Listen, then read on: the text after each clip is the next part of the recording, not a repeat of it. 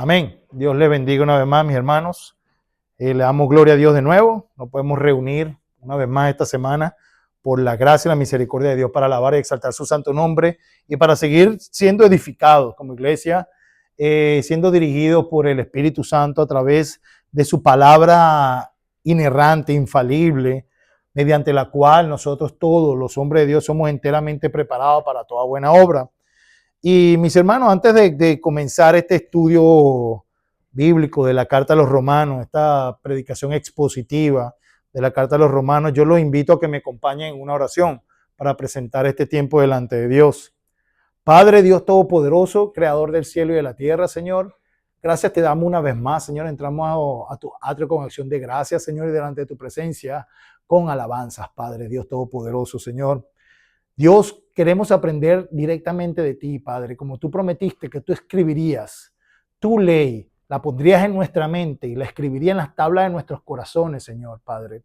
Nosotros lo creemos por fe y tú dijiste que enviarías a tu Santo Espíritu para guiarnos en toda justicia y verdad y que tú edificarías tu iglesia. Cristo, nosotros te creemos porque tú eres fiel y tú no eres hombre para mentir. En ti no hay pecado, Señor, si solo lo que sale de tu boca es verdad.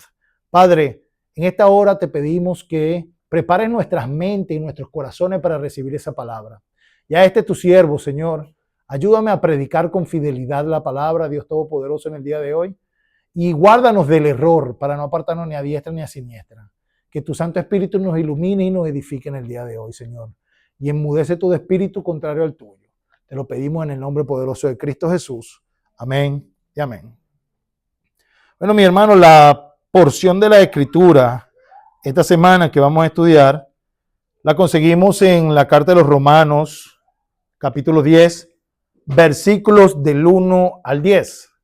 Romanos, capítulo 10, versículos del 1 al 10. Y el argumento que traemos para hoy es, o el título de la prédica es, el fin de la ley es Cristo. El fin de la ley es Cristo. Pero antes de eso, mis hermanos, vamos a hacer nuestro acostumbrado resumen de la prédica pasada para conectar el tema que estuvimos conversando la semana pasada con el de hoy.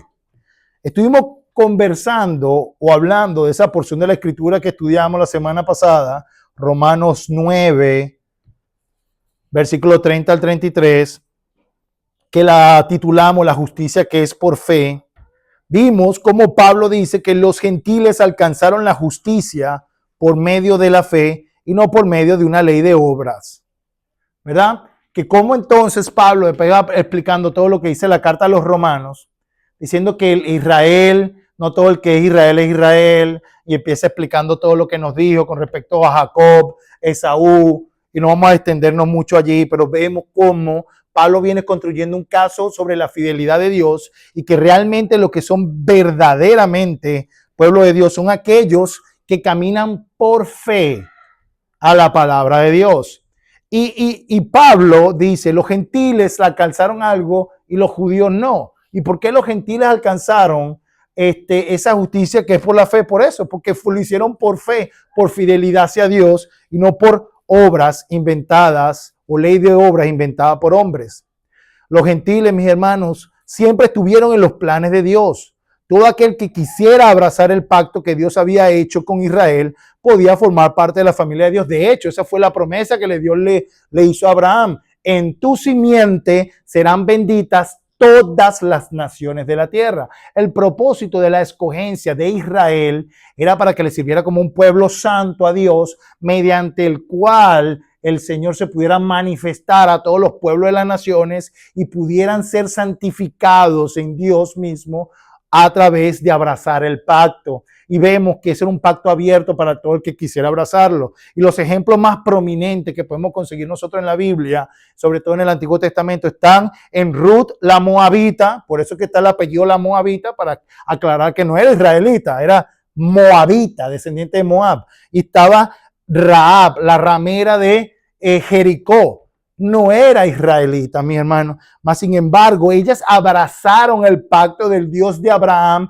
de Isaac y de Jacob, hasta el punto de que salen dentro del linaje de nada más y nada menos que Jesucristo, nuestro Señor y Salvador. Cuando leemos en el libro de Mateo, vemos ahí el nombre de Rahab y vemos el nombre de Ruth, mis hermanos.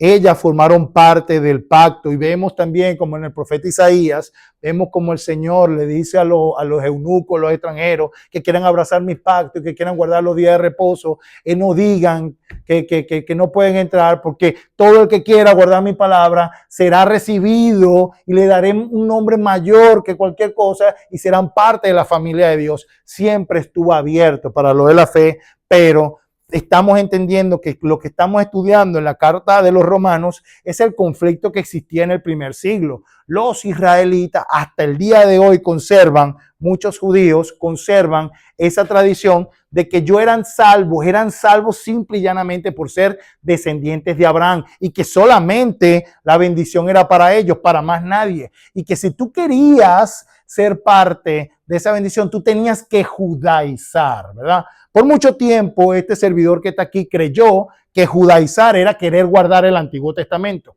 Eso era lo que yo creí, porque eso es lo que me enseñaron a mí.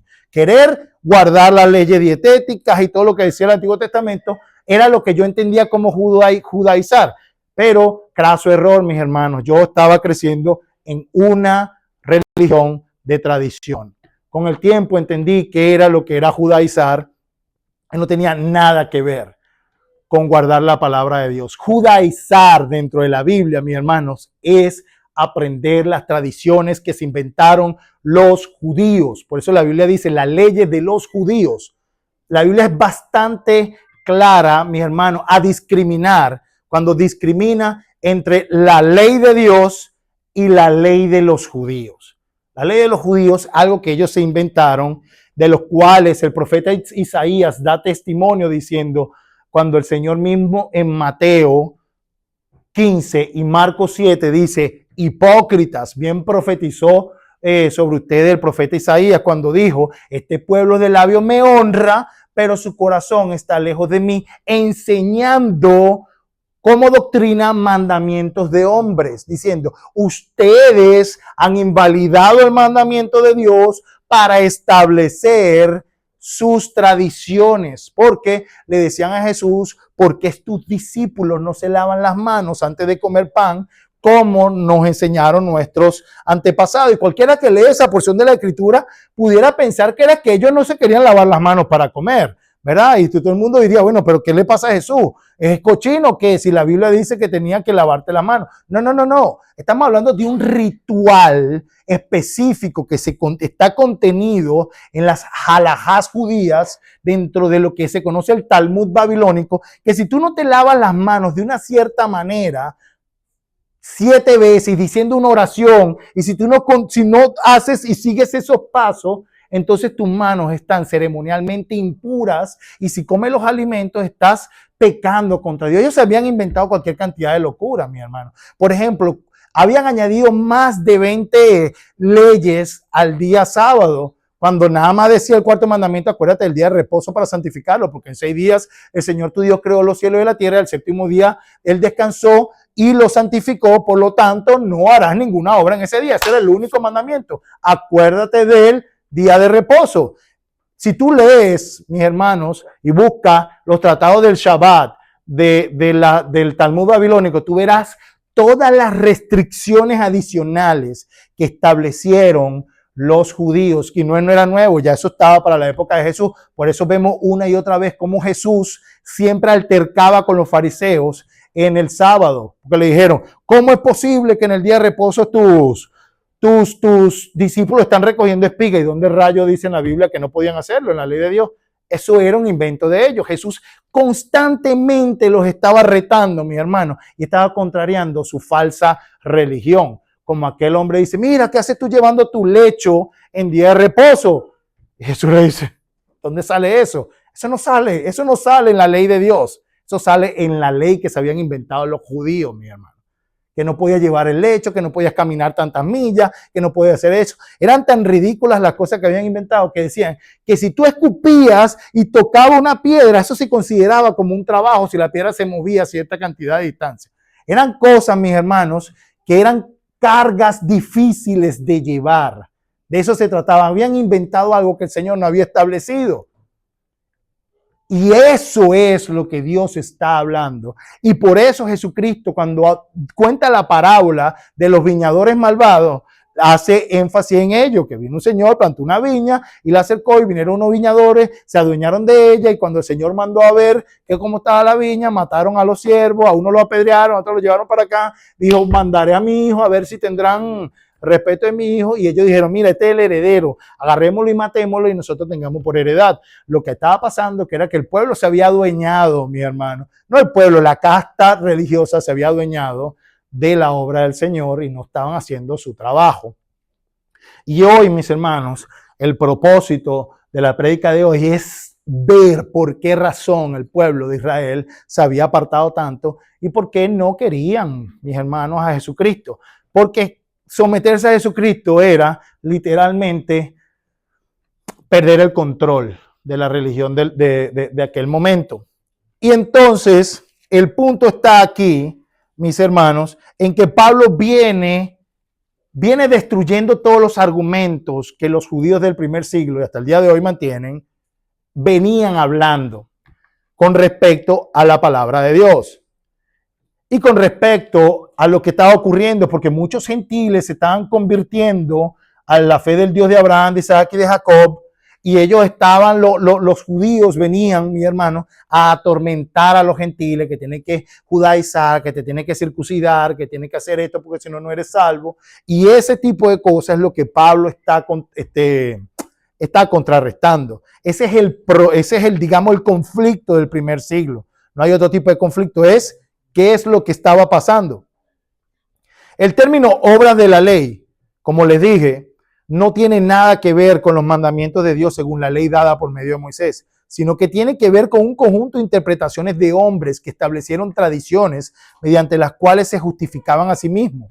Los rollos del Mar Muerto verifican esta información. La semana pasada, mi hermano, yo les di un libro, el cual pueden consultar, está en inglés, para el que pueda leer en inglés, en donde el libro se basa en un rollo del Mar Muerto, un hallazgo arqueológico, donde explican que el término obra de la ley eran un conjunto de interpretaciones y rituales que se habían inventado los fariseos, mis hermanos, por los cuales ellos mismos decían, si hacemos esto, estamos justificados delante de Dios. Si hacemos estos rituales, estamos justificados delante de Dios. Y eso es exactamente lo que hacen ellos hoy. Búsquelo en internet, vean lo que hacen los judíos askenazí. Vean lo que hacen ellos, como ellos se dan unos rituales y se mueven para arriba y para abajo un poco de pollo y se lo pasan por encima de la cabeza. Y ellos dicen que ceremonialmente están limpios, se autojustifican de acuerdo a lo que la palabra declara. Por eso Pablo utiliza mucho la palabra justificación en este tratado de la carta de Romanos para decirle la justificación es por fe, no por medio de obras, sino por fe. O sea, tú no puedes hacer nada para justificarte delante de Dios. La única manera que tú te puedes justificar delante de Dios es siéndole fiel, porque eso es lo que traduce la palabra fe. La fe, lo que pasa es que a nosotros nos las enseñaron una fe filosófica, algo idealista, algo que está en la mente. Pero la fe bíblica, mi hermano, la que está escrita en griego como pistis y está escrita en hebreo como emuná, es una fe que se refiere a fidelidad en pacto matrimonial, como cuando usted hace votos, cuando usted se casa. Yo prometo respetarte, serte fiel y vivir contigo hasta que la muerte nos separe. Tú haces promesas, ¿verdad? Lo mismo es esta fe. Dios promete ser nuestro Dios, guardarnos, que nosotros seamos su pueblo si hacemos lo que Él dice. Pero la parte de nosotros es hacer lo que Él dice, serle fiel al Dios verdadero. Esa es la fe de la que habla la palabra y esa es la fe a la que apela a Pablo, que es la que siempre ha establecido Dios para los que son su pueblo. Si tú haces lo que yo digo, entonces eres mi pueblo. Eres parte de los míos. Jesucristo dice, me llamáis Señor, Señor, y no hace lo que yo digo. O sea, no es saber que Jesucristo existe, y Santiago lo dice. Hasta los demonios creen y tiemblan delante del nombre de Dios. Pero son salvos no, porque ellos no obedecen a Dios. Satanás conoce la palabra de Dios, hasta la cita. pero no obedece a Dios, no tiene fe, no es fiel a Dios. Hay solo dos tipos de personas, los que hacen lo que obedecen a Dios y los que no obedecen a Dios. Unos son de Cristo, los otros son satanistas, aunque no lo acepten. Para ser satanista, mi hermano, no hace falta vestirse de negro, ni hacer gestos con las manos, ni pintarse los labios morados, ni nada por el estilo, ni hacer pentagramas, nada de eso. Lo que necesita es desobedecer a Dios. Ese es satanista por definición. Ese es satanista por definición, desobedecer a Dios. Y esto es lo que viene hablando Pablo. Los judíos habían establecido su propia justicia, que eran las halajá, las tradiciones, desechando la justicia de Dios. Esto lo vemos en Mateo 15 y Marcos 7. Pero ellos tropezaron con la piedra angular, Jesucristo. Y dice que todo el que en él crea, o todo el que en él cree, no será avergonzado. Ahora, mis hermanos, vamos a ampliar un poco más en este tema de la justicia que es por fe, para que por medio de la palabra nosotros podamos aprender un poco más de a qué se refería Pablo y cuál era el tema principal de lo que estaba ocurriendo en el primer siglo. Por mucho tiempo yo pensé, mis hermanos, que lo que estaban haciendo los israelitas del primer siglo era seguir las instrucciones que le había dado Dios por medio de Moisés. Y que vino Jesús como que, porque así me lo explicaron, que vino Jesús y que abolió todo eso porque eso no servía para nada y estableció algo nuevo. Pero no era así, mis hermanos. Cada vez que leo la Biblia, en ningún momento ellos estaban practicando lo que la palabra de Dios había establecido, y lo vamos a demostrar bíblicamente hoy. No solo con palabras, sino con la Biblia. Y Romanos 10, del 1 al 10, mi hermano, es evidencia de eso. Y leemos entonces el pasaje, esa versión que está allí en la Biblia textual. Dice: hermanos, ciertamente el anhelo de mi corazón y la oración a Dios por ellos es para salvación, porque les doy testimonio de que tienen celo de Dios, mas no según el pleno conocimiento, porque ignorando la justicia de Dios e intentando establecer la suya propia, no se sometieron a la justicia de Dios, porque el propósito de la ley es el Mesías, para justicia a todo el que cree. Moisés escribe de la justicia que es por la ley: el hombre que haga estas cosas vivirá por ellas. Pero la justicia por la fe dice así: no digas en tu corazón, ¿quién subirá al cielo? Esto es, para hacer descender al Mesías. ¿O quién bajará al abismo? Esto es, para hacer subir al Mesías de entre los muertos. Pero ¿qué dice? Cerca de ti está la palabra en tu boca y en tu corazón. Esto significa la palabra de la fe que predicamos. Si con tu boca confiesas a Jesús como Señor y crees en tu corazón que Dios lo resucitó de entre los muertos, serás salvo. Porque con el corazón se cree para justicia y con la boca se confiesa para salvación. Mis hermanos, hoy no vamos a abarcar todos estos versículos, vamos a abarcar apenas los primeros 4, pero era pertinente hablar sobre esta porción de la Escritura porque es un conjunto de ideas que se concatenan entre sí. Y lo primero que tenemos que leer, mis hermanos, es que Pablo inicia este capítulo 10 de una manera similar a como inició el capítulo 9. ¿Cómo inició el capítulo 9? Dice: verdad digo en Cristo y no miento, mi conciencia me da testimonio en el Espíritu, que tengo gran tristeza y continuo dolor en mi corazón, porque deseara yo mismo ser anatema, separado de Cristo, por amor a mis hermanos, los que son mis parientes según la carne, que son israelitas. Pablo vuelve a expresar su anhelo, el anhelo de su corazón, por la situación actual de sus hermanos en la carne, los israelitas. Y dice que el anhelo de su corazón y su oración a Dios por ese pueblo es para salvación. Él demuestra una vez más la condición de su corazón y el anhelo que tenía, mis hermanos. Es el mismo anhelo, la misma situación que todos debiéramos tener por cualquier familiar que nosotros podamos tener en nuestras vidas, mi hermano, que aún no esté convertido. Es un anhelo genuino para salvación. Pero en el caso de los israelitas, el problema no era que que no creían en Dios. El problema es que lo hacían de una manera equivocada. Y Pablo da testimonio de esto en el versículo 2, porque dice: porque yo les doy testimonio de que tienen celo de Dios, pero no conforme a ciencia. Pablo dice, ellos tienen celo de Dios y ellos quieren amar a Dios, pero hay un detalle, no conforme a ciencia. Y aquí está el punto. El punto está aquí. No conforme a ciencia, y en eso tenemos que enfocarnos. ¿Qué significa eso de no conforme a ciencia? Y Pablo, mis hermanos, puede dar testimonio porque él fue uno de ellos.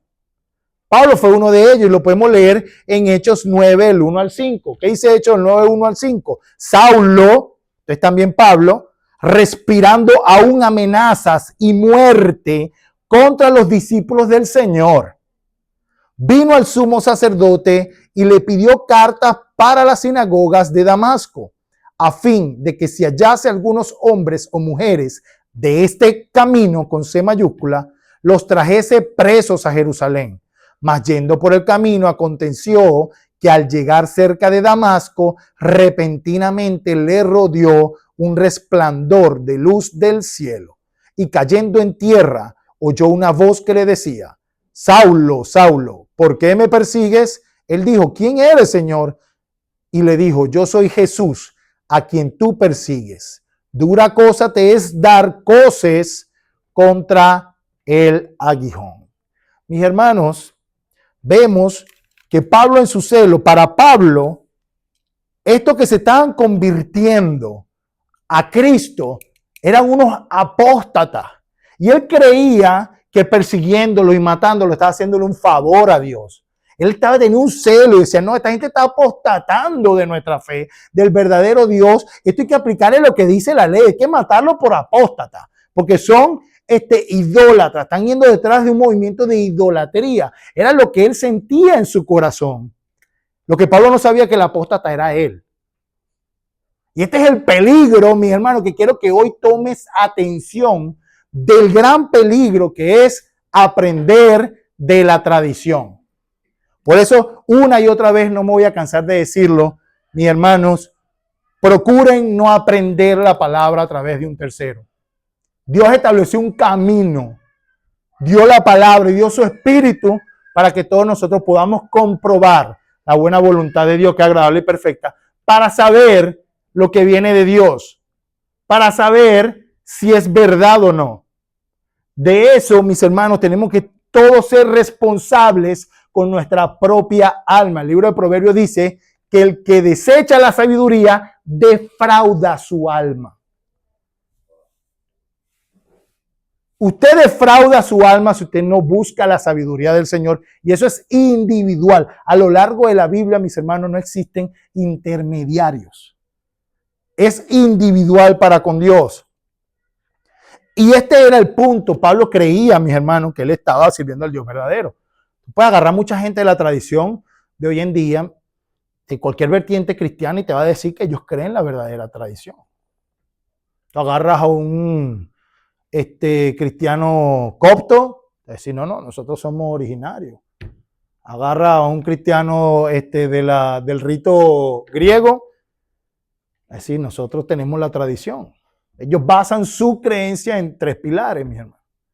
La escritura, el magisterio y la santa tradición, que nada más conocen ellos, que se pasó de boca en boca. O sea, y esto es un invento que nada más se lo conocen ellos, y la tradición toda varía, y todos dicen ser la iglesia verdadera de Cristo. Todos dicen. Pero todos han establecido su propia religión, todos han establecido su propia tradición. Cuando tú le preguntas, ¿de dónde sale esto? Bueno, pero es que esa es la tradición de la iglesia. La misma estructura de los judíos, la tradición de nuestros ancianos, de nuestros padres, la que ha pasado de generación en generación. Tú tienes que creer en nosotros. Es exactamente igual. Exactamente la misma estructura. Por eso que cuando yo leo el libro de Apocalipsis y hablan de Babilonia, la madre de todas las rameras, mi hermano. Babilonia significa confusión, y Babilonia, la luz del libro de Apocalipsis, está identificando a Jerusalén, porque dice la ciudad donde fue muerto nuestro Señor y Salvador, Jesucristo. Esa ciudad tiene un solo nombre, Jerusalén. Y eso sale en el libro de Apocalipsis. Y es la madre de todas las rameras, porque enseñó a toda la tierra a fornicar. Y fornicar, espiritualmente hablando, mis hermanos, es apartarse de la palabra de Dios y incorporar, mis hermanos, paganerías dentro del quehacer de la vida religiosa del pueblo. Eso lo vemos nosotros en Jeremías, en Ezequiel, cuando el Señor le dice a Ezequiel, ven para que tú veas, te va a mostrar lo que hay dentro del templo. Y dentro del templo que vio a mujeres endechando a Tamuz, haciendo cosas abominables, mi hermano. El pueblo empezó inclusive a sacrificar a sus hijos a Moloc. El mismo rey Salomón lo hizo. Y cuando tú lees, mi hermano, muchas de las tradiciones cristianas hoy en día, tú preguntas, ¿por qué practicas eso? No, bueno, porque así una tradición es cristiano. ¿Dónde? Muéstramelo en la Biblia. ¿Lo estableció Jesús? No. Ah, que tú eres soloísta bíblico. No soy soloísta bíblico. Es que el Señor es celoso con su palabra. Y hay una maldición en la Biblia. No añadirás ni quitarás nada a lo que manda la palabra. Y solo la fuente de sabiduría viene de Él. Nosotros no podemos añadir nada. Y este es el gran problema, mis hermanos, que ocurría con el Israel del primer siglo. Tenían celo de Dios, pero no en pleno conocimiento. ¿Y por qué Pablo no tenía el conocimiento de Dios? Es lo que tenemos que todos hacernos la pregunta. ¿Por qué Pablo no tenía el conocimiento de Dios? Veamos qué es lo que dice Hechos 22, 3 al 5, testimonio del mismo Pablo.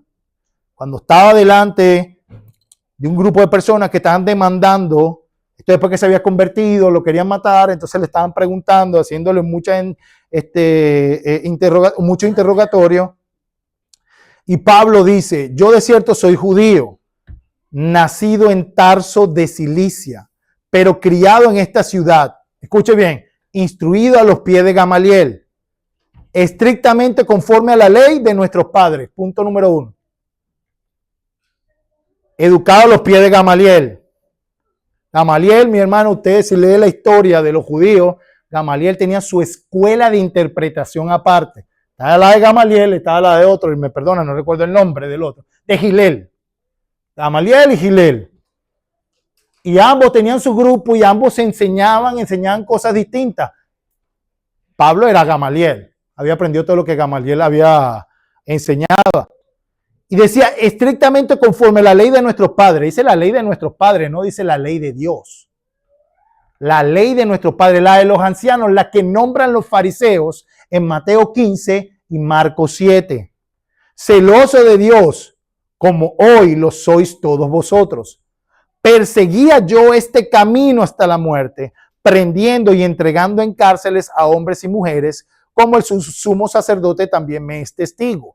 Y todos los ancianos de quienes también recibí cartas para los hermanos, y fui a Damasco para traer presos a Jerusalén, también a los que estuviesen allí para que fuesen castigados. Mis hermanos, ¿y qué fue lo que hizo que Pablo cambiara? Pablo tuvo que tener un encuentro con el mismo Jesucristo, que le quebrantó toda esa tradición que tenía.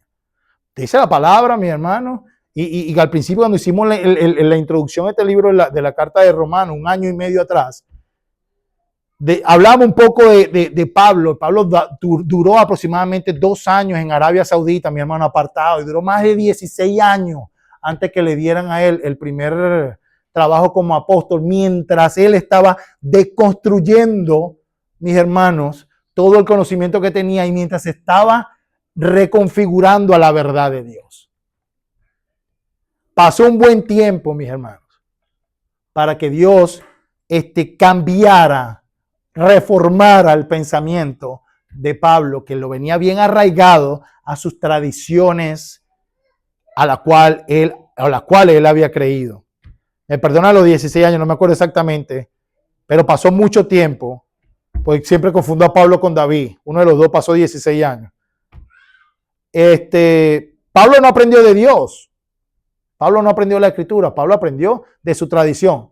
Es como que si usted fuera, mi hermano, hiciera el catecismo, te le van a enseñar pues el catecismo católico. Si usted va para una iglesia presbiteriana, te van a enseñar el catecismo de la fe de Westminster. Y si usted va para una iglesia luterana, te van a enseñar el catecismo de la iglesia luterana. Y así tú vas para cualquier confesión de fe y lo primero que te enseñan es la confesión de fe, porque no te quieren enseñar palabras, te quieren enseñar lo que ellos creen, quieren establecer su tradición sobre ti. Eso es, mis hermanos, leer tu teología en las palabras y en lugar de que sea la palabra de Dios la que te dé tu teología. Eso es exactamente lo que pasó con Pablo y eso es lo que pasa con muchas formas de fe hoy en día.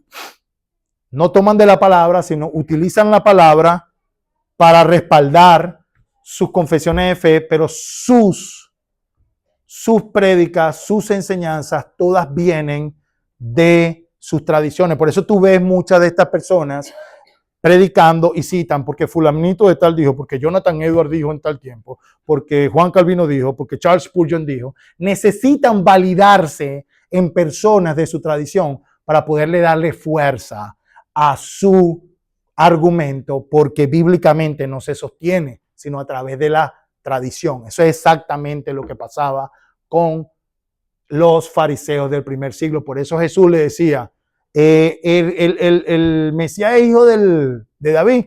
Sí, eso es lo que dice en la Escritura. ¿Y por qué entonces dice que le dijo David, le dijo Jehová mi Señor, ven y siéntate a mi derecha hasta que ponga a tu enemigo por estado de tus pies? ¿Cómo es Señor de David y es hijo de David al mismo tiempo? Y no podían contestarle a Jesús. Jesús siempre se la pasaba, mi hermano, siempre se la pasaba refutando todas sus tradiciones de sus interpretaciones mal hechas. Y esto no es, mis hermanos, nuevo. Y había un grupo de creyentes del primer siglo y de antes de Jesucristo, de esta época de los rollos del Qumran, donde ellos señalaban a los fariseos, mi hermano, como personas que estaban desviando al pueblo de la fe porque estaban estableciendo sus propias tradiciones. Esto era lo que estaba pasando y Pablo dice, ellos tienen celo de Dios, pero no conforme a ciencia. Ellos de verdad querían amar a Dios, pero no conforme a lo que Dios había establecido. Y aquí está el peligro, porque nosotros no nos podemos inventar el camino. Dios es quien establece el camino. Nosotros no nos podemos inventar la forma en la que adoramos a Dios. Dios es el que establece la adoración. No sé si recuerda que cuando Dios estableció el sistema de adoración con el pueblo de Israel, le dijo claramente en la ley, no ofrecerás fuego extraño delante de Jehová. Que hicieron Nadab y Abiú, los hijos de Aarón, fueron y ofrecieron fuego extraño. Salió fuego del altar de Dios. Recójanlo. Los mató a los dos y le dijo a Aarón, ni se te ocurra llorar. No entres en luto por ello. Porque la santidad no viene de nosotros, hermano. Es un acto de arrogancia decir que de nosotros va a salir la santidad. Él es el que nos santifica. Su palabra nos santifica. Nosotros decirle a Dios, no, esto es mejor hacerlo de esta manera, mi hermano, es simplemente un acto de arrogancia. Nosotros no podemos saber más que Dios. Dios es Dios. Y este es el gran problema de la religión, porque la religión lo que hace es torcer las escrituras de forma tal hasta que se adapte a lo que yo quiero, a lo que me convenga, a lo que me gusta a mí, a lo que me parece a mí. Pues resulta que no es así. Por eso el libro de Proverbios dice, fíate de Jehová con todo tu corazón y no te apoyes en tu propio entendimiento. Reconócelo en todo tu camino y Él enderezará tus veredas. Confía en Él de todo tu corazón. No te apoyes en tu propio entendimiento. Deja tu razonamiento a un lado y deja que Dios moldee tu pensamiento. El gran problema, mi hermano, es que tenemos tanto orgullo en nuestros corazones que no nos gusta que Dios nos diga qué es lo que, cómo pensar y cómo hacer las cosas. Queremos que Él nos bendiga, sí. Queremos que Él nos apoye, sí. Pero que no me cambie mucho los planes. Que no me diga mucho qué es lo que tengo que hacer o cómo tengo que pensar o cómo tengo que hablar o cómo tengo que reaccionar o en qué me tengo que enfocar, qué tiene que ser mi prioridad, ¿sabes? No nos gusta mucho eso, mi hermano. Nos gusta que nos bendiga, pero no nos gusta que sea nuestro Señor. Nos gusta que sea nuestro Salvador, pero no nos gusta que sea nuestro Señor. Resulta que tiene que ser Señor y Salvador. Señor porque comanda nuestras vidas y Salvador porque Él es nuestro Salvador. Y esta palabra ciencia, o se nos traduce ciencia en la Reina Valera, en la Biblia textual se nos traduce como pleno conocimiento, viene del griego epinosis, que se puede traducir como reconocimiento, es decir, por implicación, pleno discernimiento, reconocimiento, conocimiento preciso. Esta palabra se utiliza para cuando tiene un conocimiento preciso sobre un tema. O sea, es algo exacto, preciso, que no tiene lugar a error. Ese es el problema que tenían los fariseos del primer siglo de Israel. No tenían un conocimiento preciso de Dios, y lo hemos dicho hasta la saciedad aquí, hasta el punto que Dios le pasaba por la cara a mi hermano y no lo pudieron reconocer. No podían reconocer al Dios vivo caminando delante de él. por falta de su conocimiento. Y vamos a ver qué dice un poco la ciencia acerca de cómo el ser humano construye el conocimiento, cómo nosotros adquirimos el conocimiento, cómo desarrollamos nosotros el conocimiento. El conocimiento surge cuando el pensamiento logra comprender y estructurar la realidad de manera estable. Se construye a través de dos vertientes principales. Número uno, el desarrollo individual o el desarrollo empírico. Esto es cuando, como se explica la teoría constructivista, el individuo construye el conocimiento mediante la acción y la experiencia directa. Al interactuar con objetos y situaciones, el sujeto modifica sus esquemas mentales previos para adaptarse a nuevas realidades. Es decir, por la experiencia aprendemos. Eso es una de las principales vertientes. La segunda es la influencia social. El conocimiento también existe de forma social. Se apropia y se expande mediante la cultura, el lenguaje, la educación formal y la interacción con otras personas o mediadores. Esto es según las teorías socioculturales. Muchas de las cosas que nosotros hemos aprendido, las hemos aprendido basado en la cultura en donde nos desarrollamos, las áreas, o mejor dicho, muchos de nosotros hemos ido a escuelas, estudios, y hemos adquirido ciertas cosas que nosotros damos por hecho de que son reales, ¿verdad? Que son verdaderas. Y esa es una de las formas en la que nosotros aprendemos. Es como construimos nuestro conocimiento. Pero la pregunta es, ¿cómo quería Dios que su pueblo construyera el conocimiento? Esa es la gran pregunta. ¿Cómo quería Dios que su pueblo construyera el conocimiento?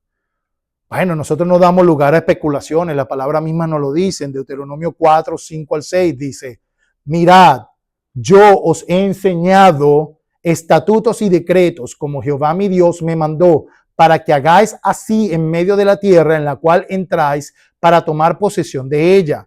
Guardadlos, pues, y ponedlos por obra, porque esta es vuestra sabiduría y vuestra inteligencia ante los ojos de los pueblos, los cuales oirán todos estos estatutos y dirán, ciertamente, pueblo sabio y entendido, nación grande es esta.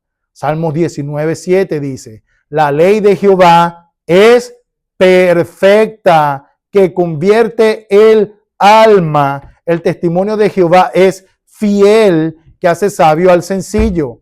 Salmo 103:7 dice, dio a conocer su carácter a Moisés y sus obras al pueblo de Israel. Claramente, mis hermanos, Dios quería que el pueblo aprendiera a pensar de acuerdo a su ley. La ley era la fuente de sabiduría y de inteligencia que Dios quería para su pueblo. Y el salmista lo aclara diciendo, la ley de Jehová es perfecta y esta convierte el alma.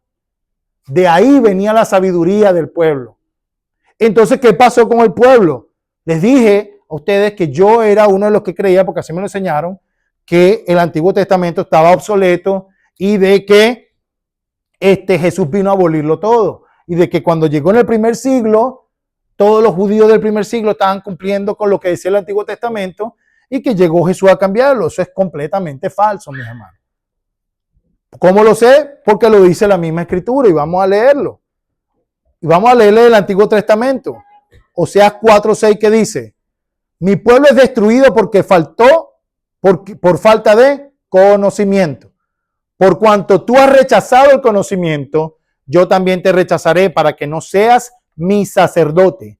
Como has olvidado la ley de tu Dios, yo también me olvidaré de tus hijos. ¿Cuál es la razón por la cual Dios los está castigando? Porque a ellos le faltó conocimiento, el pueblo estaba siendo destruido porque le faltó conocimiento y la razón por la cual le faltó conocimiento fue porque habían rechazado la ley de Dios. La fuente de su conocimiento. No tenían ciencia porque no conocían al Dios vivo. Querían vivir como bien les placía. Jeremías 9:12 al 14 dice, ¿por qué causa la tierra ha perecido? Ha sido asolada como desierto, hasta no haber quien pase.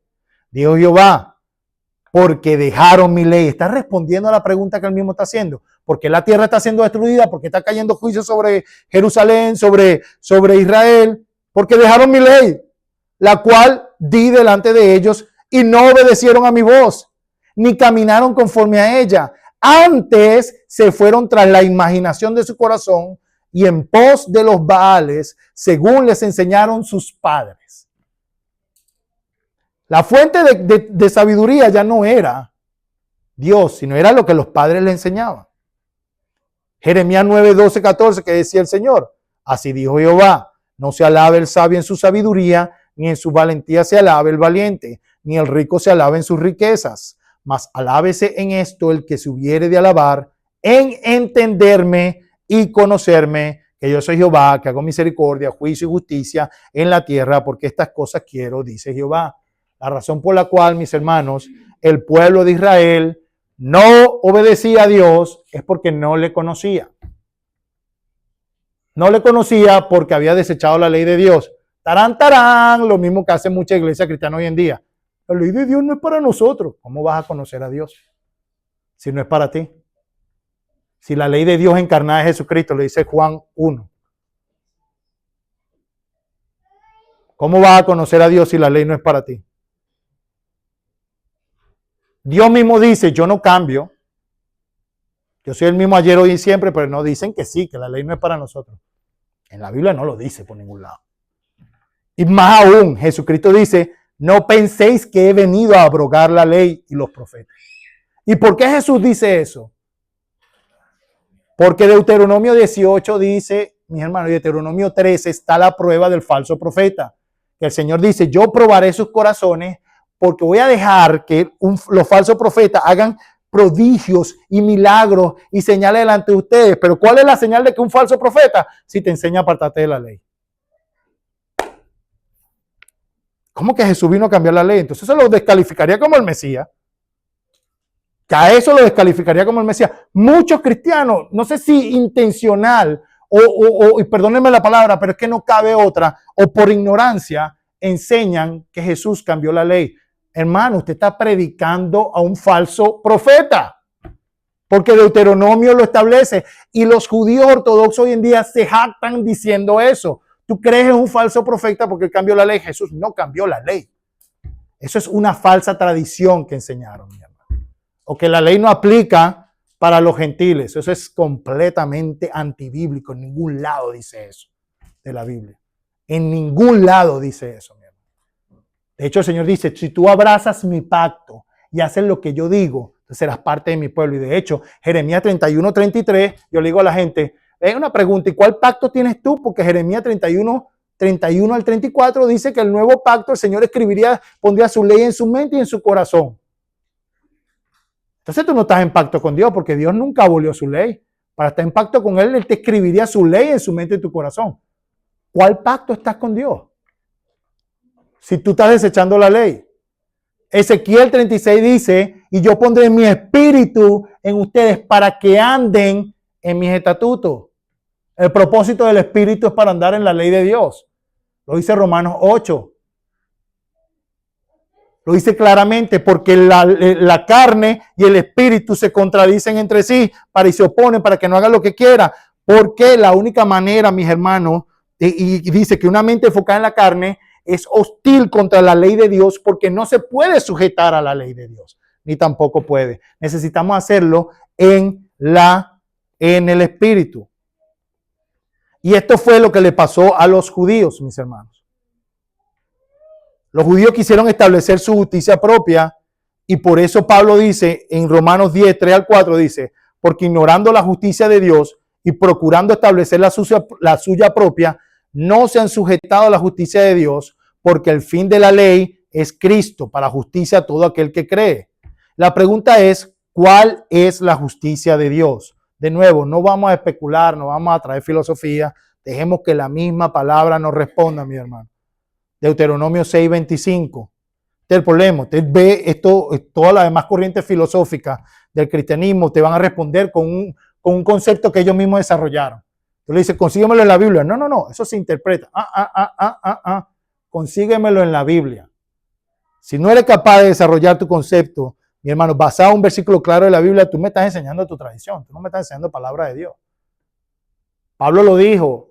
2 Timoteo 3, 16, 17, porque toda la escritura es inspirada por Dios, es útil para enseñar, para redarguir, para corregir, instruir al hombre de Dios, para que sea enteramente preparado para toda buena obra. Y los versículos anteriores a ese, dice, porque desde la niñez has sabido las sagradas escrituras, las cuales te pueden hacer sabio para salvación. Para el momento en que Pablo escribió esta carta a Timoteo, no existía Mateo, Marco, Lucas, Juan, ni ninguna carta del Nuevo Testamento. Las sagradas escrituras a las cuales se refería Pablo, que te podían hacer sabio para salvación en Cristo Jesús, era lo que tú y yo llamamos hoy el Antiguo Testamento.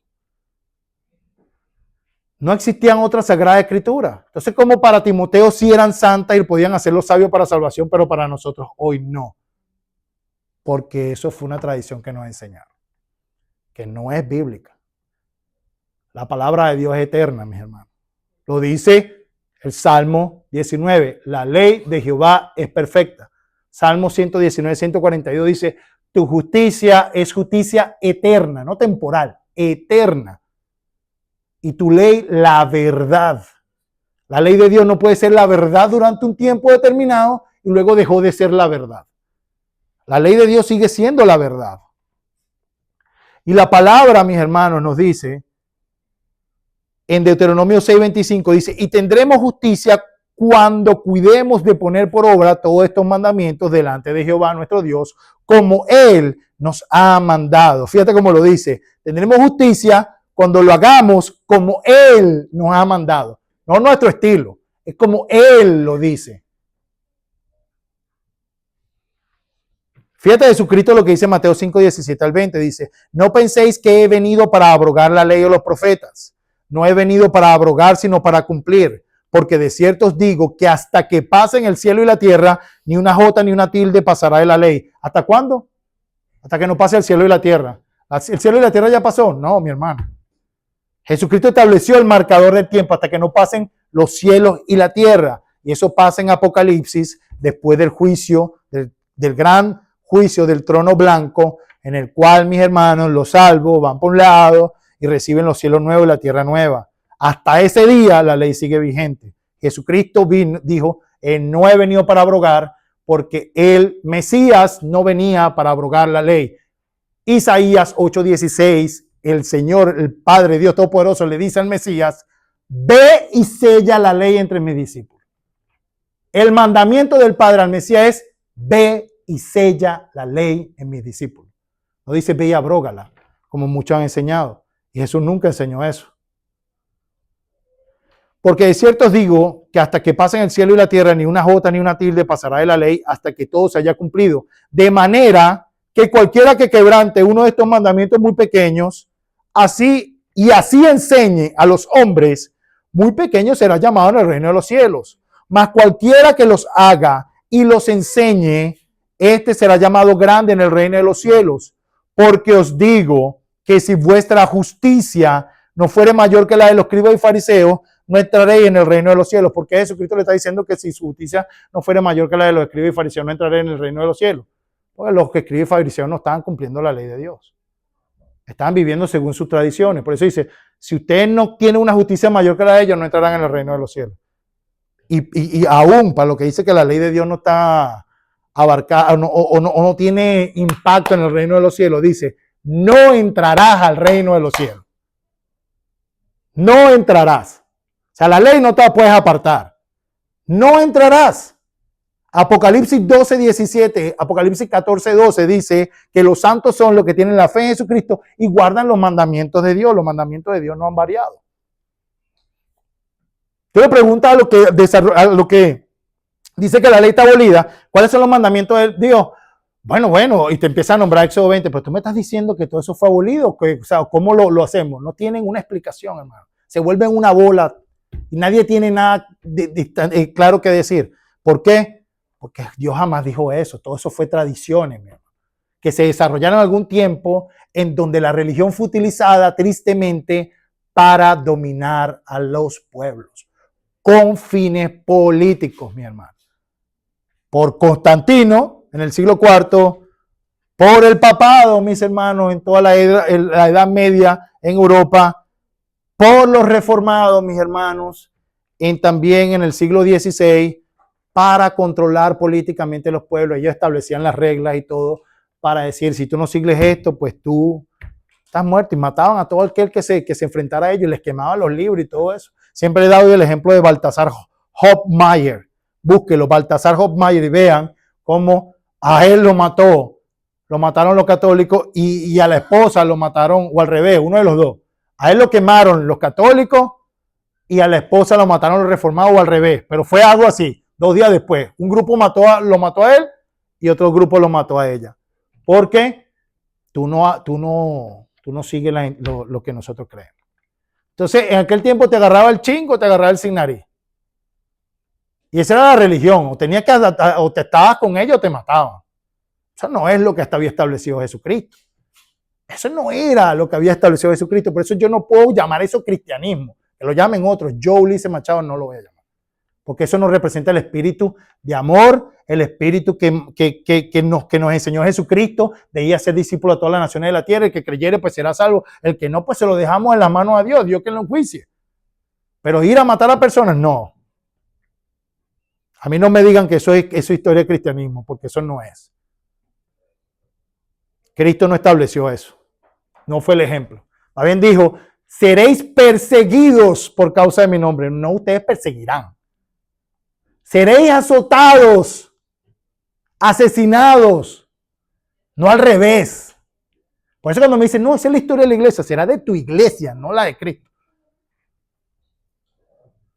Hay tanta mentira allá afuera, mi hermano, con las cuales nos ha engañado, que cuando uno lee la palabra de Dios, sale de esas grandes mentiras. ¿Y por qué dice Pablo el fin de la ley es Cristo? Y este es el punto, porque no es el fin de que Jesucristo la elimina del fin, de este es el fin, ya no hay más, sino el fin es el propósito de la ley es Cristo, para justicia a todo aquel que cree. Y aquí es donde Jesucristo entra en juego, ¿verdad? Toda la ley de Dios giraba en torno al oficio del sumo sacerdote, que es ungido, Mesías y Cristo. La palabra, mis hermanos, Cristo es ungido, es Mesías. Y ese era un título que nada más ostentaba dentro de la ley de Dios el sumo sacerdote. Le decían el ungido porque agarraban, mi hermano, aceites aromáticos del arte del perfumador, solamente una fórmula especial para el sumo sacerdote, y Dios prohibía que esa fórmula fuera replicada, utilizada fuera de ese propósito. Y era para ungir al sumo sacerdote, y él era el intermediario entre Dios y el pueblo. Toda la ley giraba alrededor del sumo sacerdote, mis hermanos. Por eso el fin de la ley es tener un sumo sacerdote que nos sirva de intermediario entre Dios y los hombres. ¿Por qué había que tener un intermediario entre Dios y los hombres, mis hermanos? Porque el hombre había pecado y el hombre en su condición mortal no podía estar delante de la presencia de Dios por causa de la debilidad de la carne. Pablo lo dice en Romanos 8, porque la ley era débil en cuanto a la carne, pero el Hijo de Dios fue enviado, mi hermano, para vencer esa debilidad y para liberarnos y ser Él nuestro sumo sacerdote.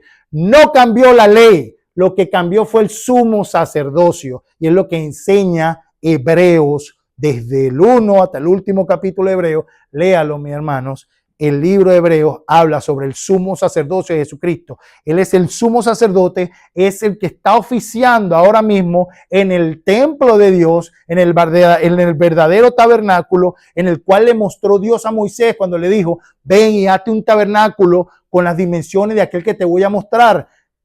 Lo que hizo fue, mis hermanos, Moisés copiar lo que Dios le había mostrado. Jesús está en el verdadero tabernáculo. Él está intercediendo por ti y por mí todos los días como nuestro sumo sacerdote. Las oraciones que tú y yo hacemos son aceptadas delante de Dios, mi hermano, gracias a los méritos de Cristo.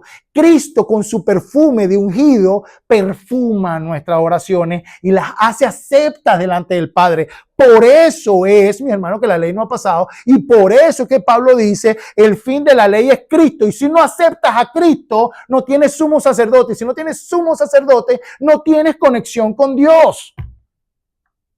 Ese es el problema. Y Pablo le está diciendo al pueblo, el fin de la ley es Cristo. Es Él el que hace posible nuestra relación con Dios.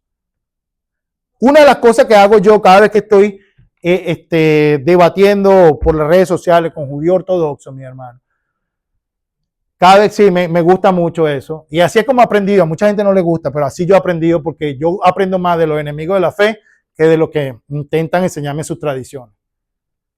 Porque esta gente te habla y te muestra palabras y te reta a leer y te confronta tu fe. Y así es como yo he crecido en la fe. A mí me gusta confrontar lo que yo creo para saber si estoy cimentado realmente en la verdad.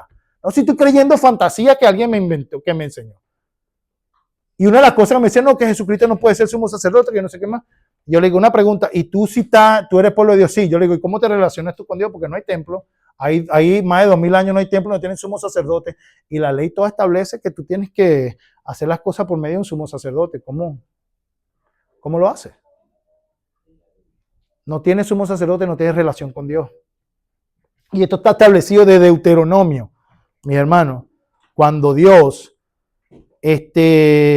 habla y promete al pueblo de Israel, profeta de en medio de ti, de tus hermanos como yo, te levantará Jehová, tu Dios. A él oiréis, conforme a todo lo que pediste a Jehová, tu Dios, en Horeb, el día de la asamblea de la iglesia. Ahí la palabra asamblea se puede traducir tranquilamente como iglesia. En la Septuaginta, la palabra que está ahí en griego es eclesía, la misma que se nos traduce a nosotros como iglesia, porque es otra gran mentira. No, que la iglesia nació después de Jesucristo. Mentira, mentira. La iglesia es, mi hermano, el grupo de personas apartadas en santidad para Dios. La asamblea, eso es una iglesia. Los apartados de Dios, los santos de Dios, no es una institución, mi hermano, es un invento católico romano para tratar de desligar al pueblo de Dios de su historia verdadera, porque ellos necesitaban establecer dominio ideológico sobre los pueblos. Y Constantino utilizó, mi hermano, el cristianismo como elemento de cohesión en el siglo IV. El imperio se le estaba cayendo y él estaba buscando la manera de cómo mantener el imperio junto y se inventó lo que hoy se conoce como el catolicismo católico, el cristianismo católico, y muchas de las vertientes que están por ahí, mi hermano, nació a partir de ese adefesio que se inventaron en la Odisea. Yo no creo en nada de eso, mi hermano. Eso no es nada necesario porque la fe entregada a los santos está desde siempre. Es imposible, mis hermanos, que Dios no haya hablado con claridad a las personas de un principio, cuando la Biblia enseña todo lo contrario. Pero lamentablemente es una mentira que se ha perpetuado a lo largo de los tiempos y mucha gente lo ha creído. La verdad es que lo que cambió del Nuevo Testamento al Antiguo Testamento al Nuevo Testamento fue los sacrificios. No necesitamos sacrificios porque Jesucristo es el sacrificio, el único, una sola vez y para siempre, dice el libro de Hebreos. Entró delante de la presencia de Dios, no con sangre de machos cabríos, sino con su propia sangre. Y ese sumo sacerdote el que hace posible nuestra relación con Dios. Y el Señor se lo dice al pueblo de Israel. ¿Por qué? Le dice aquí de nuevo, leemos Deuteronomio 18, el 15 al 19. Profeta de en medio de ti, de tus hermanos, como yo te levantaré, Jehová tu Dios, a él oiréis. Conforme a todo lo que pediste a Jehová tu Dios en Horeb, el día de la asamblea, diciendo, no vuelva yo a oír la voz de Jehová mi Dios, ni vea yo más este gran fuego para que nunca muera. Y Jehová me dijo, han hablado bien en lo que han dicho. Profeta les levantaré de en medio de sus hermanos como tú, y pondré mis palabras en su boca, y él les hablará todo lo que yo le mandare. Mas a cualquiera que no oyere mis palabras, que él hablare en mi nombre, yo le pediré cuenta. Está hablando de Jesucristo. Todo el que no escuche lo que él diga, yo le pediré cuenta. Por eso es que en Mateo 7, al final del Sermón del Monte, él dice, ¿a quién compararé yo el que escucha mis palabras y la pone por obra? Un hombre prudente que vino y construyó su casa sobre la roca, y cuando vino los ríos y las tempestades y todo, su casa no cayó porque estaba cimentada sobre la roca, mientras que al contrario, construyó sobre la arena y fue un gran desastre y ruina porque no escuchó y no hizo lo que yo dije. Básicamente, el Señor le dice, yo levantaré a un profeta de entre ustedes y ustedes tienen que escucharlo a él y hablaré por medio de él. Ese profeta, mis hermanos, también es imagen del Mesías por medio de él. Porque el pueblo cuando el Señor le estaba hablando, dándole los 10 mandamientos, el pueblo estaba aterrorizado delante de Dios. Dice, Moisés, que no hable más Dios con nosotros, porque vamos a morir. Dice, han hablado bien. Y Dios estableció un intermediario. Pero ¿qué pasó con los intermediarios del Antiguo Testamento, mi hermano? El primerito, Aarón. El primerito que hizo, no le falló. ¿Qué fue lo que pasó cuando Moisés estaba arriba en la montaña? Mira, Moisés se fue, no sabemos qué le pasó. Ah, no es un Dios. Bueno, tráiganme el oro. Y fue y le hizo un becerro de oro. Falló como sumo sacerdote. Permitió que el pueblo pecara por causa de la carne, mi hermano. Por eso el libro de Hebreos dice que nos convenía un sumo sacerdote como Jesucristo. Los demás eran débiles en la carne porque todos morían, pero este tiene una vida indestructible. Entró en el santuario de Dios e intercede por ti y por mí. Nosotros sin Jesucristo nada podemos hacer. Por eso él dice, sin mí nada puedes hacer. Por eso él, la fidelidad hacia él nos hace salvos. Él nos justifica. ¿Por qué? Porque solo el sumo sacerdote entraba una vez al año en Yom Kippur y entregaba la sangre del sacrificio y decía, y todo el pueblo era perdonado. Y todo el pueblo era perdonado. Justificaba al pueblo por la acción del sumo sacerdote. Eso es lo que hizo Jesucristo. Somos justificados por el sacrificio de Jesucristo. Y eso es lo que Pablo le está diciendo. El pueblo judío del primer siglo tenía un conjunto de normas y reglas en lo que ellos se autojustificaban y se desprendían y decían que no necesitaban un sumo sacerdote y se separaban del camino que había establecido Dios y de la justicia de Dios. Y definitivamente, mi hermano, es lo que nosotros hacemos hoy en día. Muchas veces nosotros creemos que nosotros hemos establecido nuestro propio camino de justicia. No, yo por medio de Cristo soy salvo. Sí, es verdad. Pero tú estás haciendo lo que Cristo dice, porque el Deuteronomio 18 dice, el que no escuche la palabra de él y no la pone por obra, yo demandaré de él el que no haga lo que él dice. Y Jesucristo lo dice claramente. Me llamáis Señor, Señor, y no hace lo que yo digo. Si me amáis, guardad mis mandamientos. Lo dice una y otra vez, mi hermano. Y es más, en el día del juicio dice que en aquel día muchos me dirán, Señor, Señor. Y yo le diré, apartado de mí, no los conozco. ¿Cómo que no nos conoces si predicamos en tu nombre, echamos fuera demonios en tu nombre? Todo lo hicimos en tu nombre. Dice, apartado de mí, hacedores de maldad, yo no los conozco. Nunca los conocí. La palabra hacedor de maldad, mi hermano, es en griego anomos, es decir, sin nomos ley. Ustedes, hacedores de maldad, es quebrantadores de la ley de Dios. ¿De qué me importa si tú predicaste en mi nombre? ¿Qué me importa si tú echaste fuera demonios? ¿Qué me importa si no guardaste mi ley? Y la ley es la santidad de Dios. Por eso Jesucristo dice, santifícalos en tu verdad, tu palabra es verdad. Y la palabra que está hablando Jesucristo ahí, mi hermano, no era imaginándose a Mateo en el futuro, ni a todas las cosas que dicen que no, lo que escribió Pablo para los gentiles. No. La palabra que Dios ya había establecido para santificar a todos los santos.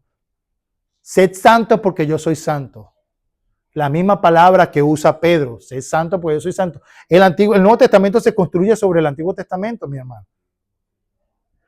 Entonces el fin de la ley, mis hermanos, era mostrarnos la necesidad que tenemos de un sumo sacerdote, y ese es nuestro Señor Jesucristo.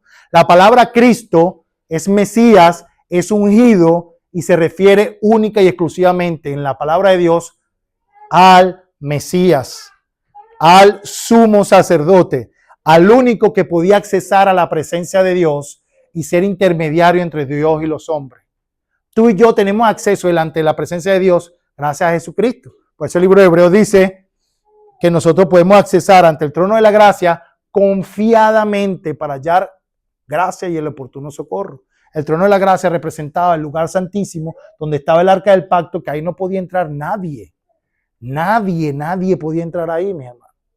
De hecho, hubo un tiempo en que los demás sacerdotes le amarraban una cuerda en el tobillo al sumo sacerdote, por si el sumo sacerdote entraba impuro y moría en el acto, ellos poderlo sacar del lugar santísimo sin tener que exponerse. Así de delicado era eso. Pero ahora en Jesucristo nos dice, entra confiadamente.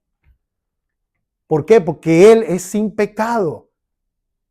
Él es 100% Dios, 100% hombre, mi hermano. Era el sumo sacerdote que nos convenía.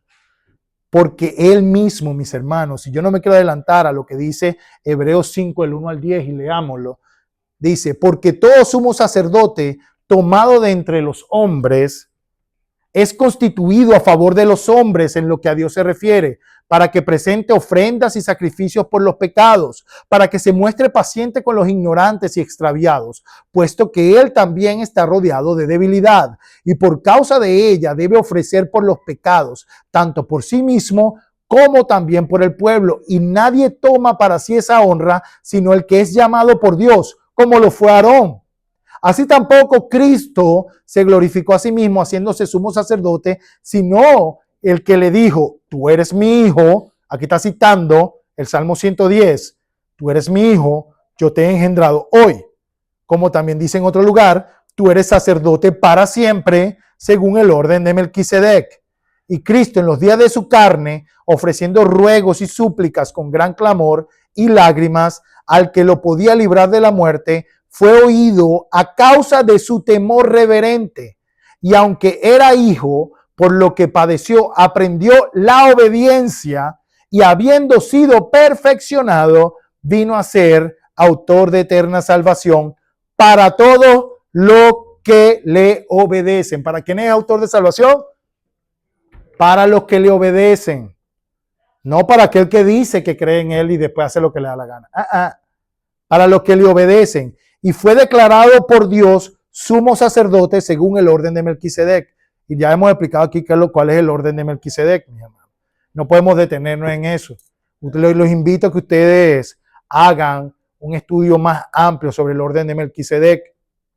Y ya, para cerrar, mis hermanos, en el día de hoy, yo quiero dejarte esta aplicación que nos deja el apóstol Pedro a nosotros. Para que no nos pase lo que le pasó al pueblo de Israel. ¿Por qué pereció el pueblo de Israel? Decía Oseas 4:6, porque le faltó conocimiento. ¿Y por qué le faltó conocimiento? Porque desecharon la ley de Dios. Lo mismo, mi hermano, que pasa hoy en día. Desechan la ley de Dios, no conocen a Dios. Por eso la gente no sabe cuál es su propósito en la vida. Yo le pregunté a una persona, ¿cuál es tu propósito en la vida? No sé, yo estoy esperando que Dios me diga, si ya te lo dijo, está en la Biblia, quiere que tú seas igual que Cristo. Y Cristo fue un obediente de la ley, lo dice el hebreo. Y Dios quiere que sea formado a la imagen de Jesucristo. Ese es tu propósito en la vida. Tu propósito en la vida no es ser ingeniero, no es ser doctor. Tu propósito en la vida no es eso. Dios puede utilizar eso como herramienta. Pero tu propósito en la vida, para el cual Dios creó a cada ser humano, es para aportar la imagen de Dios. Y ese debe ser nuestra principal prioridad todos los días de nuestras vidas, mi hermano. Y esta aplicación la leemos, que es lo que nos dice el apóstol Pedro. Y dice, como todas las cosas que pertenecen a la vida y a la piedad. Esto está en 2 de Pedro 1, del 3 al 9. Como todas las cosas que pertenecen a la vida y a la piedad nos han sido dadas por su divino poder mediante el conocimiento de aquel que nos llamó por su gloria y excelencia, por medio de las cuales nos ha dado preciosas y grandísimas promesas, para que por ellas llegaseis a ser participantes de la naturaleza divina, habiendo huido de la corrupción que hay en el mundo a causa de la concupiscencia.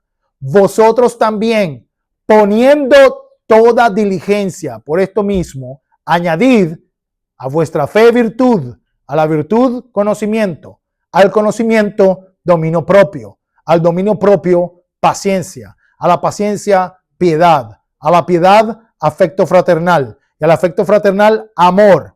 Porque si estas cosas están en vosotros y abundan, no os dejarán estar ociosos ni sin fruto en cuanto al conocimiento de nuestro Señor Jesucristo. Pero el que no tiene estas cosas tiene la vista muy corta, es ciego, habiendo olvidado la purificación de sus antiguos pecados.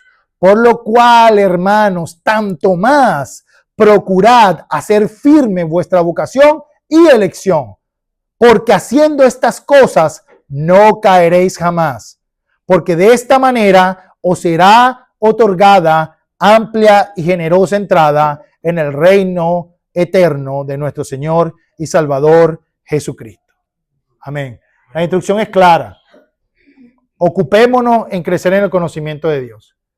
Y cuando nos ocupamos en crecer en el conocimiento de Dios, vamos a dar fruto por naturaleza. Y cuando damos fruto por naturaleza, mis hermanos, no vamos a estar ociosos ni sin fruto. Cuando no estamos ociosos ni sin fruto, mis hermanos, se nos da amplia y generosa entrada al reino de los cielos. ¿Qué fue lo que dijo Jesucristo en Mateo 5 cuando dijo, no he venido a abrogar la ley ni los profetas, y si vuestra justicia no fuere mayor que la de los escribas y fariseos, no entraré en el reino de los cielos? Bueno, esta es la manera de hacer justicia mayor que los escribas y fariseos. Los escribas y fariseos desecharon la ley de Dios. No hagamos como ellos. Crezcamos en el conocimiento de Dios. Ya no tenemos que hacer sacrificios, ya ahora los sacrificios son espirituales. Y de hecho Pablo nos los va a decir en Romanos 12 cuando dice, así ruego hermanos, por la misericordia de Dios, que presenten sus cuerpos en sacrificios vivos, santos y agradables a Dios, que es vuestro culto racional, para que puedan comprobar la buena voluntad de Dios, que es agradable y perfecta.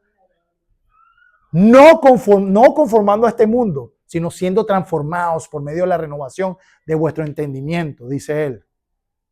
¿Y por qué dice que hay que entregar nuestro cuerpo en sacrificio? Porque estamos en una lucha con la carne y el espíritu. Hay que sacrificar la carne, hay que crucificarla todos los días, mi hermano. Por eso Lucas 9:23 nos dice, el que quiera venir en pos de mí, niéguese a sí mismo, tome su cruz cada día y sígame. Los sacrificios que ahora hoy hacemos son espirituales. No tenemos que ir al templo a matar un gallo, a matar No. El sacrificio es espiritual. Orar, someterme a Dios, mis hermanos. Que tengo un sumo sacerdote que me fortalece y que me ayuda a la victoria, mi hermano, a serle fiel a Dios. De eso es lo que cambió. La santidad de Dios no puede cambiar. Lo que cambió, mis hermanos, fue en la manera en acercarnos a Dios. Antes era por medio de un sumo sacerdote que no tenía la capacidad de serle fiel a Dios, mi hermano. Ahora es por medio de un sumo sacerdote según el orden de Melquisedec, y él nos ayuda porque entró de una sola vez y para siempre. Tenemos un sumo sacerdote, mis hermanos, que nos va a ayudar en todo. Lo único que nosotros tenemos que poner, como dice el apóstol Pedro, toda diligencia. Toda diligencia, mi hermano, es poner toda diligencia.